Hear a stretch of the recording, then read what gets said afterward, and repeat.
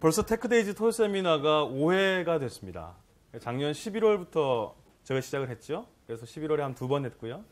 12월 달에 한 번 했고 1월, 2월까지 왔습니다.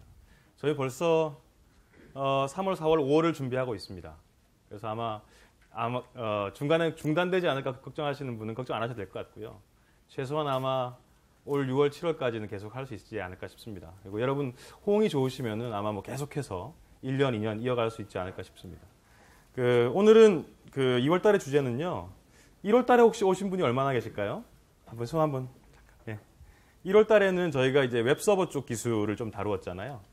이번 달에는 클라이언트 사이드 기술을 좀 다루어 볼 생각입니다. 그래서 주제를 웹 클라이언트 개발 환경에 풍성함을 더하다 이렇게 좀 정했습니다. 그래서 오늘 주로 다룰 내용들은 뭐 지금 다들 써가죠. HTML5, 자바스크립트, 그리고 저희 하나뿐인 개발 툴 비주얼 스튜디오를 이용해서 HTML5나 자바스크립트 어플리케이션을 얼마나 더 효율적으로 개발할 수 있나 그런 내용들을 좀 다룰 생각입니다. 지금 동계올림픽 기간이잖아요. 벌써 오늘이 11일 차로 제가 확인을 했는데 무슨 경기인지 아십니까? 컬링이죠. 저 이게 너무 재밌더라고요. 그래서 목요일날 저녁에 잠도 안 자고 금요일 새벽이죠. 금요일 새벽을 봤습니다. 그래서 이 장면이 너무 저는 좀 멋있는 것 같아서 동영상을 좀 갖고 왔습니다.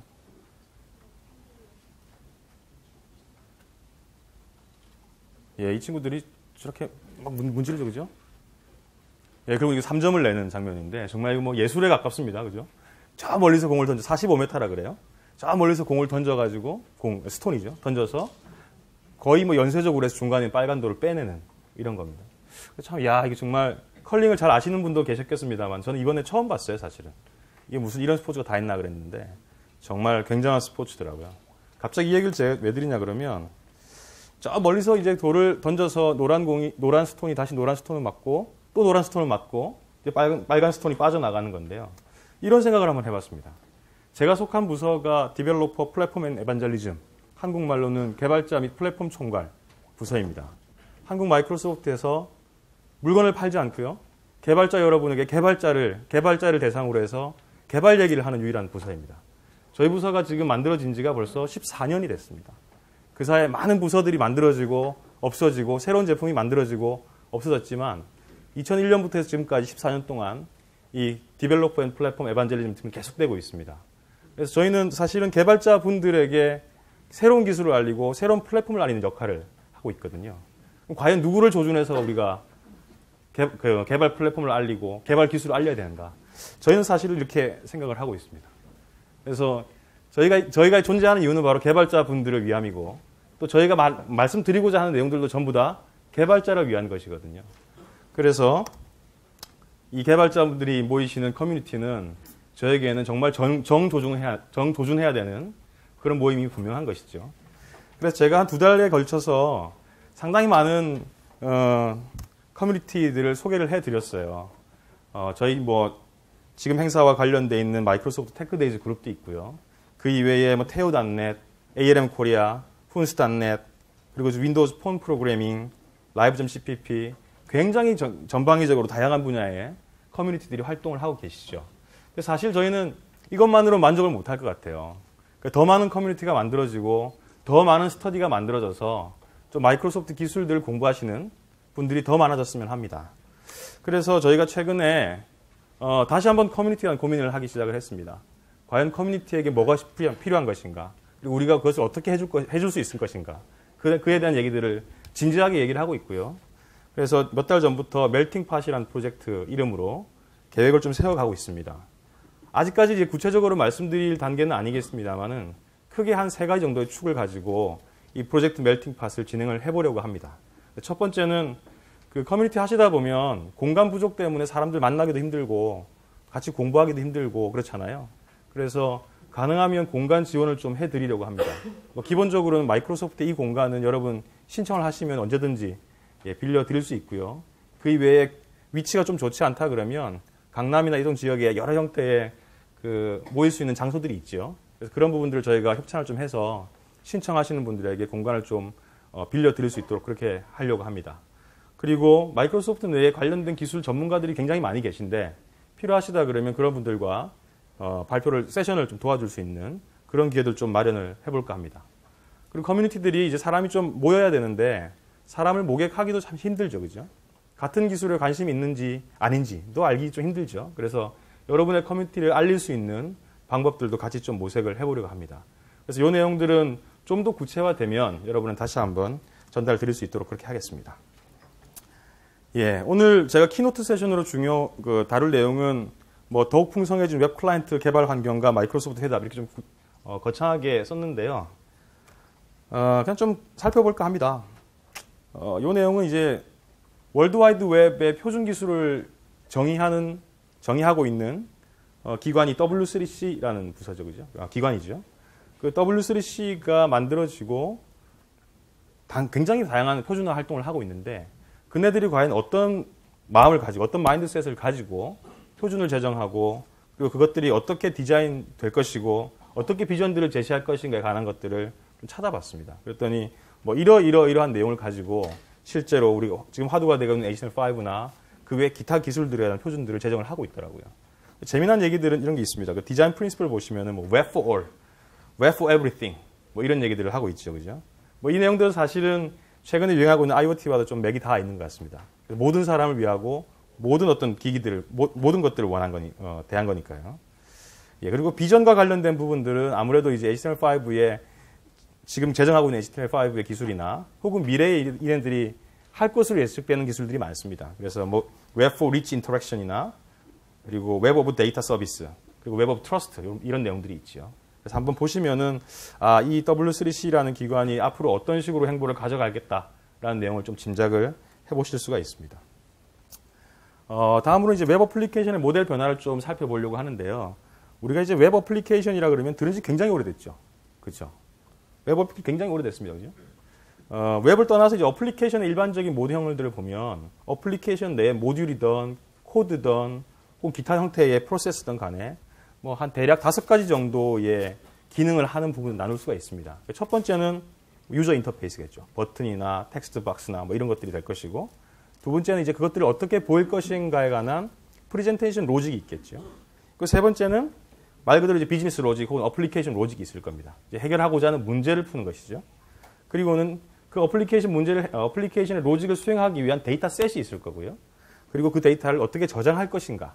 이런 부분들이 사실은 뭐 혹은 한두 개가 빠질 수는 있겠습니다만은 이것들이 뭉쳐져서 결국은 어플리케이션이라는 것을 만들고 그것이 이제 모형이 되는 것이거든요. 근데 웹과 관련돼서 이것들을 한번 좀 포지셔닝을 해보죠. 웹 기술은 기본적으로 웹 클라이언트 쪽에 있는 브라우저와 웹 서버 이렇게 두 개를 나눌 수 있겠죠, 그죠? 근데 웹의 초창기 시절, 뭐 넷스케이프이 처음 나오고 HTML이 처음 제정되고 할 시기에는 사실 이 브라우저의 역할이라는 것이 단순한 유저 인터페이스를 제공해주는 차원에 머물렀거든요. 그렇죠? HTML5를 가지고 와서 HTML5의 내용을 HTML5가 아니죠. HTML을 보여주는 정도의 내용에서 그쳤던 것이죠. 근데 시간이 좀 지나면서 다이나믹 웹 어플리케이션 모델이 나오고요. 유저 인터페이스에 프레젠테이션 로직을 붙이기 시작을 하죠. 그렇죠? 이북에 이제 그때 한창 말로 하자면 다이나믹 HTML 뭐 이런 거죠. 그래서 자바스크립트가 나오고 그리고 돔 오브젝트 모형이 나오고 그것들을 바꾸어서 새로운 형태의 프레젠테이션을 만들기도 하고 그래서 프레젠테이션 로직이 브라우저 쪽으로 내려왔습니다. 근데 이제 두 개만 하기 좀 애매하니까 또 세 개까지 갖고 오기도 하죠. 최근 들어서는 이제 AJAX 코드나 이런 것들을 보면 실제 어플리케이션 로직도 클라이언트 사이드로 많이 내려오죠. 그렇죠? 그리고 이제 웹 서버에서 예전에 했었던 일들을 브라우저 베이스로 가지고 와서 브라우저에서 수행을 하기도 하죠. 자바스크립트의 성능이 그만큼 좋아졌고 또 그만큼 기술들이 안정되어 있기 때문에 서버 사이드 했던 기술들을 클라이언트 사이드로 다 내려서 수행할 수 있게 된 것이죠.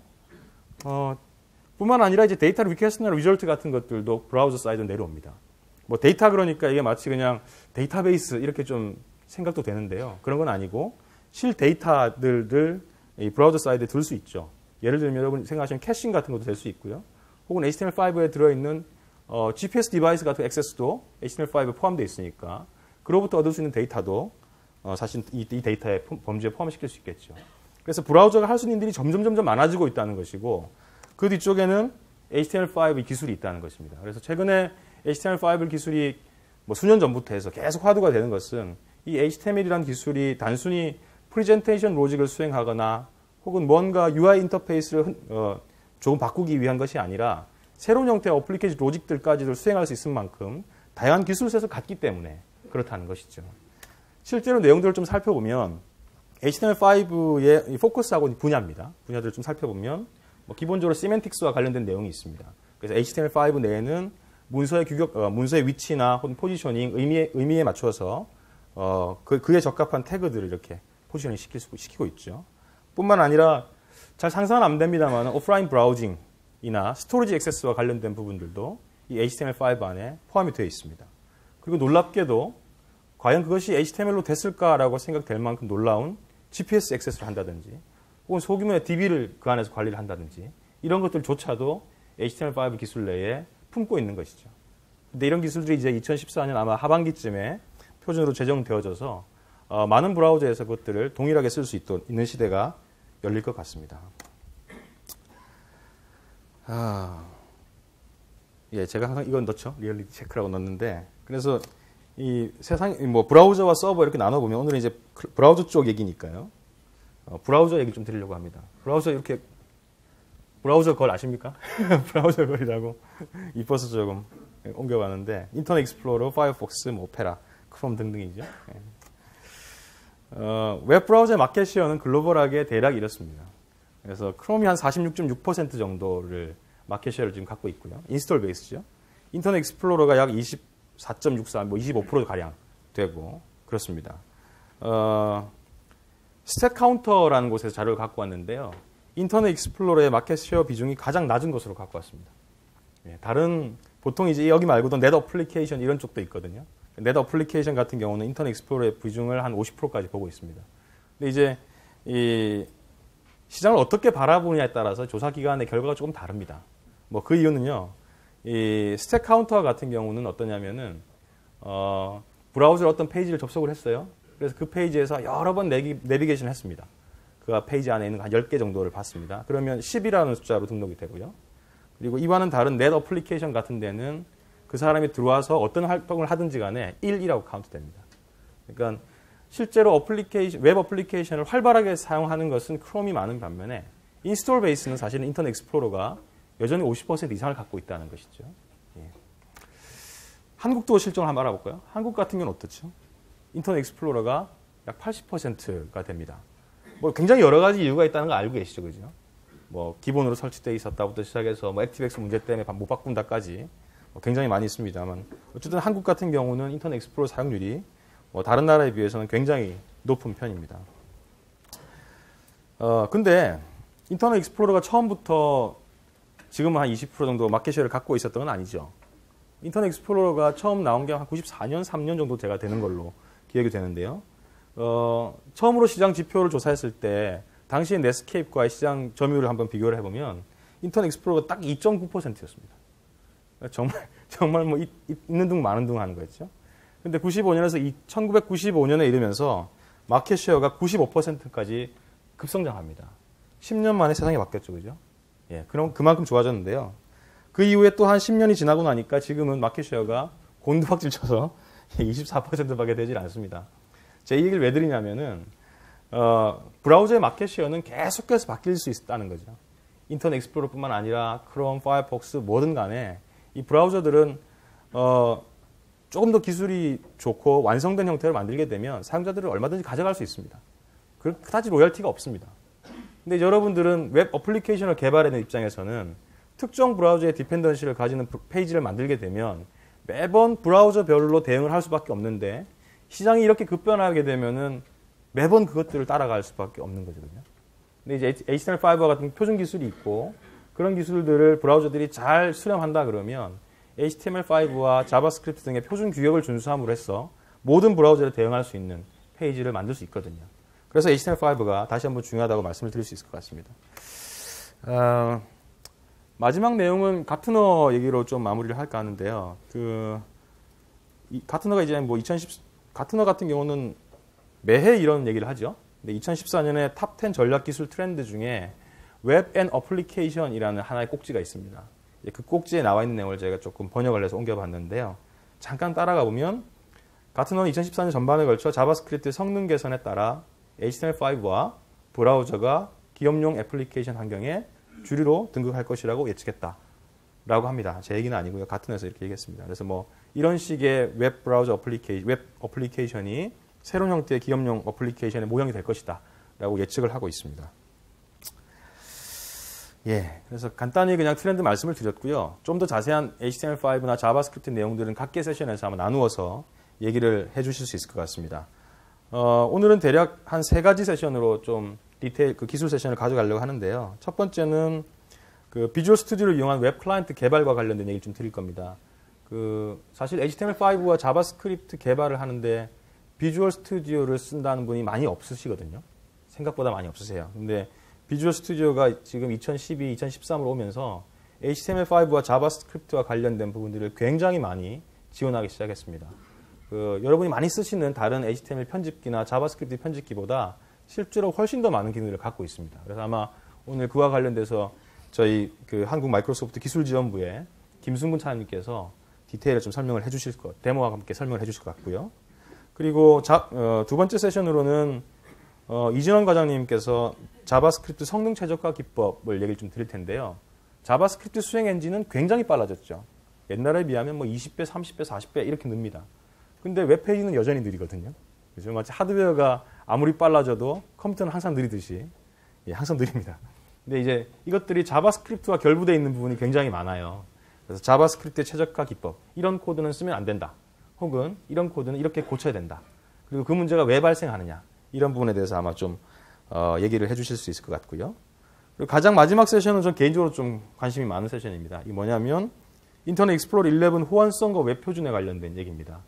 근데 이제 인터넷 익스플로러 11의 호환성을 굳이 얘기하는 이유는 기존의 인터넷 익스플로러 버전들 7, 8, 9, 뭐 10까지 버전들이 사용자의 필요에 따라서 비표준 기술들을 많이 수용을 했거든요. 그렇죠? 비표준을 많이 수용했습니다. 그것은 사실은 누군가가 그렇게 하라고 시킨 것이 아니라 사용자들의 요청에 의해서 추가되었던 기능들이죠. 근데 그런 기능들이 표준 기반으로 가면 갈수록 대응하기 좀 어려워졌죠. 인터넷 익스플로러의 표준 모형들이 바뀌면서 제대로 동작하지 않거나 페이지가 이상하게 보이거나 뭐 이런 부분들이 있습니다. 그래서 기존에 개발되는 웹페이지나 컨트롤들을 인터넷 익스플로러 11에서도 어떻게 하면 정상 동작할 수 있도록 만들 것인가에 관한 호환성 이슈들을 좀 언급을 해주실 것 같습니다. 그리고 끝나면 예, 조그만 경품을 좀 준비를 했습니다. 그러면 연이어서요, 저희 기술지원부의 김순근 차장님 모시고 비주얼 스튜디오와 HTML5라는 주제로 강연 듣도록 하겠습니다. 감사합니다.